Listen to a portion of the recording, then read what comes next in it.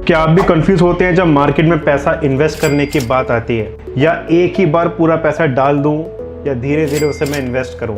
क्या आप भी ऐसे ही सोचते हैं? आपके मन में सवाल आते हैं? तो आज हम बात करेंगे लमसम और एसटीपी के बीच का असली डिफरेंस, जो आपको ये जानने में मदद करेगा कि इन्वेस्टमेंट शुरू करने के लिए कौन सा मेथड बेस्ट है। तो इसके असली डिफरेंस देखने के लिए इस पूरी वीडियो को देखने के बाद आप इजीली ये डिसाइड कर पाएंगे कि आपके लिए इनमें से कौन सी स्ट्रेटजी सही रहेगी, बेस्ट रहेगी।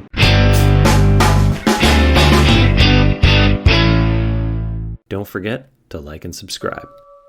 जब आपके पास एक अच्छी खासी अमाउंट होती है जिसे हम लमसम अमाउंट कहते हैं, जिसे आप म्यूचुअल फंड में इन्वेस्ट करना चाहते हैं, तो दो मेन ऑप्शन आपके सामने आते हैं। और जनरल आपने सुना भी होगा कि यार इसको लमसम कर देते हैं, जिसे पूरा पैसा हम एक बार में इन्वेस्ट कर देंगे, या इसको हम सिस्टमेटिकली ट्रांसफ़र करते हैं, जिसमें आप अपना पैसा एक सेफ डेट फंड में पार्क करते हैं और धीरे धीरे उसे इक्विटी फंड में ट्रांसफ़र कर देते हैं। इसी को हम एसटीपी कहते हैं। तो एसटीपी करने के लिए जो हम फंड्स को चुनते हैं उसे कहते हैं डेट फंड्स। अब ये डेट फंड्स क्या होते हैं, तो उस पर मैंने एक डिटेल वीडियो बनाई है जिसका लिंक है डिस्क्रिप्शन बॉक्स में, और ऊपर आई बटन में भी आपको ये लिंक मिल जाएगा। तो इस वीडियो को ज़रूर चेकआउट करें। और back to our topic STP.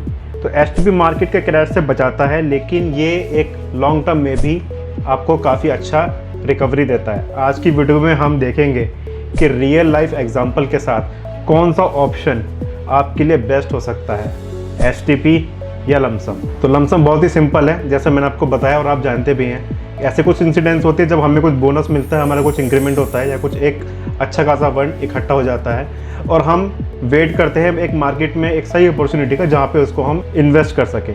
लेकिन कभी कभी ऐसा होता है कि हमने मार्केट में पैसा इन्वेस्ट किया और एकदम से सारा पैसा टुश, क्योंकि मार्केट क्रैश हो गई है। अब ऐसी सिचुएशन से अगर आपको बचना है और आपका रिस्क एपेटाइट कम है, आपका लॉन्ग टर्म विजन नहीं है, तो यहाँ पे आपको लॉस हो सकता है, और यहीं पे एंट्री होती है एसटीपी की। तो एसटीपी क्या है? ये एक सिस्टमेटिक ट्रांसफ़र प्लान है।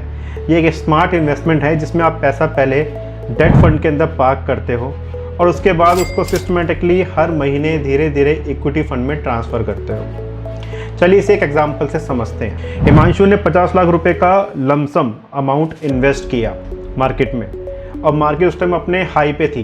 बट अचानक क्या हुआ, मार्केट में एक क्रैश आया, एक छोटा क्रैश मार्केट में आया, या उसे हम ये कह सकते हैं कि एक रिट्रेसमेंट आया, और पैसा अब 40% नीचे हो गया।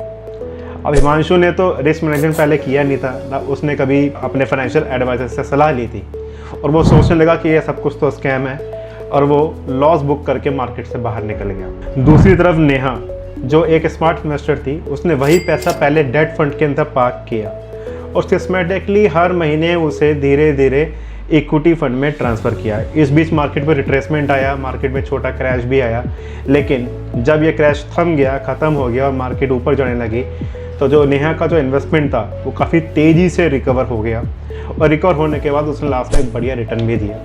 इसका एक एग्जांपल आपकी स्क्रीन पे है।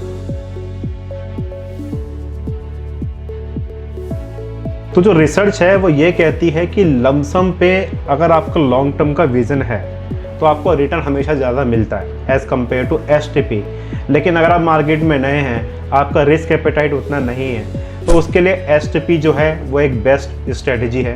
क्योंकि मार्केट में जब भी कोई छोटा रिट्रेसमेंट आता है, कुछ मार्केट में क्रैश की ऐसी कोई न्यूज़ आती है और मार्केट थोड़ा नीचे गिरती है, तो एसटीपी आपका रिस्क को बैलेंस करता है, और जब ये रिकवरी मार्केट में आना शुरू हो जाती है तो धीरे धीरे स्लोली आपकी रिकवरी बहुत ही ज़्यादा फास्ट हो जाती है। तो दोस्तों, लमसम और एसटीपी दोनों के अपने प्रोस और कॉन्स हैं। तो ये डिपेंड करता है टोटली आपके रिस्क एपेटाइट पे और आपकी मार्केट की एंट्री और एग्जिट पे।